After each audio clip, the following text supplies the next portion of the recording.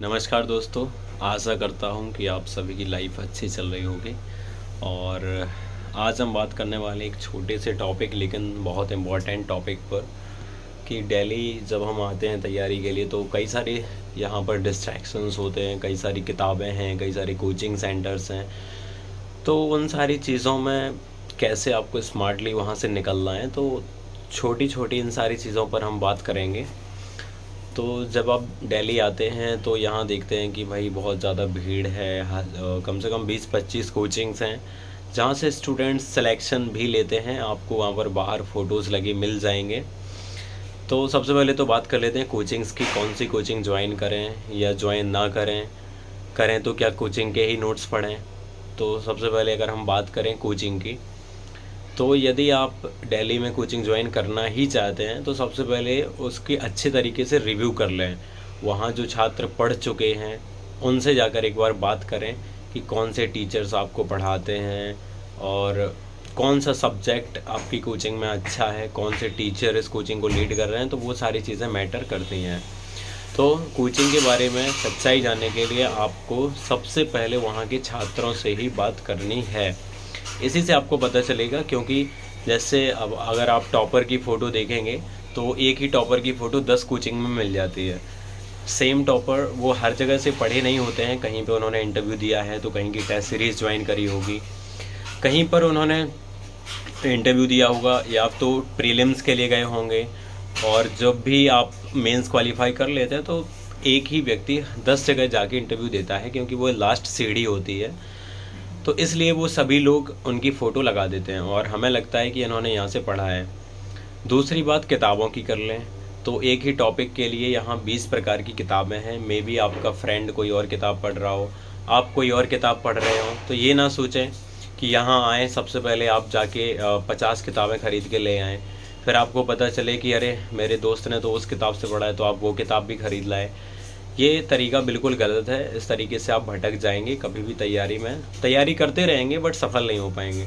Limited resources ही खरीदना है और वो तुरंत ना खरीदें। यहाँ के एग्ज़ाम को अच्छे से समझें, अंडरस्टैंडिंग क्रिएट करें।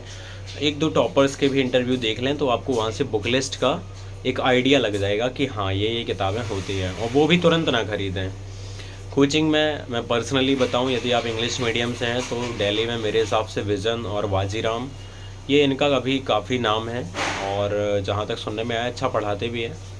और हिंदी मीडियम के लिए दृष्टि और संस्कृति भी एक नई कोचिंग है, हालांकि उस पर अभी 2-3 साल पहले ही स्टार्ट हुई है। दृष्टि काफ़ी पहले से स्टार्ट हो चुकी है तो उस पर ज़्यादा भरोसा किया जा सकता है। सिलेक्शन रेट वहाँ का हिंदी मीडियम का बहुत अच्छा है। और स्पेशली दृष्टि की बात करें तो वहाँ हिंदी साहित्य, एथिक्स और ऐसे के लिए मोस्टली उसको जाना जाता है। तो कोचिंग की बात हो गई, किताबों की बात हो गई। अब अगर हम बात करें डिस्ट्रैक्शंस की तो सीधी सी बात है, दिल्ली है भाई, तो यहाँ क्राइम रेट भी सबसे ज़्यादा है और कई सारे डिस्ट्रैक्शंस भी हैं। तो हमें उन सारी चीज़ों से फ़ाइट करते हुए आपको आगे बढ़ना पड़ेगा। आप बात कर लें अगर कंसिस्टेंसी और बहुत सारी चीज़ों की, तो वो तो आप अवेयर हैं कि यदि भाई टफेस्ट एग्ज़ाम ऑफ इंडिया जैसे इसको माना जाता है, तो कहीं ना कहीं आपको कंसिस्टेंसी, डेडिकेशन और लगातार पढ़ाई और किसी भी चीज़ को छोड़ने की आदत, लाइक अगर आप किसी भी चीज़ के एडिक्टेड हैं, आपके ऊपर कोई चीज़ हावी नहीं होनी चाहिए। यदि हावी होनी चाहिए तो वो है आपकी तैयारी। तो लगातार पढ़ाई और ये भटकाव जो जिनकी बात करी गई है, ये बहुत इंपॉर्टेंट चीज़ें हैं, क्योंकि स्टार्टिंग में हमें पता नहीं होता है कि हमें दिल्ली जाके कौन कौन सी किताबें पढ़नी है, कौन सी कोचिंग ज्वाइन करनी है। तो तुरंत यहाँ आकर हड़बड़ाहट में कोई भी कोचिंग या कोई भी किताब ना लें। सबसे पहले उस कोचिंग को एनालाइज करें और जो भी आप किताबें ख़रीद रहे हैं उनके बारे में अच्छे से पता कर लें कि हाँ ये किताब ऑथेंटिक है। एनसीईआरटीज़ भी सारी की सारी ख़रीदने की कोई ज़रूरत नहीं है। जैसे कई बार क्या होता है कि हम तैयारी करने आते हैं तो पूरी 6 से 12 तक की पूरी एनसीईआरटीज़ ख़रीद लेते हैं। जब आपको पता चलता है एग्ज़ाम के बारे में तो फिर वो सारी की सारी पढ़ी रहती हैं, आप वो सारी नहीं पढ़ पाते हैं, क्योंकि एक्चुअल में सारी एनसीईआरटीज़ कोई नहीं पढ़ता है जो सेलेक्ट होता है मेरे हिसाब से। जैसे ज्योग्राफी की बात करें तो मृणाल सर से आप खुद लाइक अगर उनका आप बुक लिस्ट चेक करोगे जो उन्होंने सजेस्ट किया है, उन्होंने बताया कि 11-12 एनसीईआरटी फॉर ज्योग्राफी, उसके अलावा जो टॉपिक्स नहीं दिए गए हैं वो 6 to 8 में आप देख के पढ़ सकते हैं। There is no need to study 9th and 10th NCERT for geography. Same अगर हम बात करें पॉलिटी के लिए आपको सिर्फ 11th की, अगर आपने पॉलिटी की जो Indian constitution at work book आती है वो पढ़ी है, आप सीधा रेफरेंस किताब में पढ़ के उस टॉपिक को ख़त्म कर सकते हैं। तो सारी की सारी एनसीईआरटीज़ ना खरीदें, पहले एग्ज़ाम को समझें, पुराने क्वेश्चन पेपर्स देखें, टॉपर्स इंटरव्यू सुनें, वहाँ से आपको एक बेसिक आइडिया लग जाएगा कि हाँ एग्ज़ाम के लिए हमें कौन सी किताबें पढ़नी हैं और कौन सी किताबें नहीं पढ़नी हैं। यदि आप यहाँ आते हैं और सीधे कोचिंग ज्वाइन कर लेते हैं, या आप किसी के भी झांसे में आ जाते हैं, यहाँ पे कई सारे लोग घूमते रहते हैं कि सर आइए हमारी कोचिंग में विज़िट कर लीजिए, ये कर लीजिए, हम आपको फ्री में ये देंगे वो देंगे। तो ऐसा नहीं करना है, कोई भी फ्री में कुछ नहीं देने वाला है, आपको कहीं ना कहीं ट्रैप किया जा रहा है।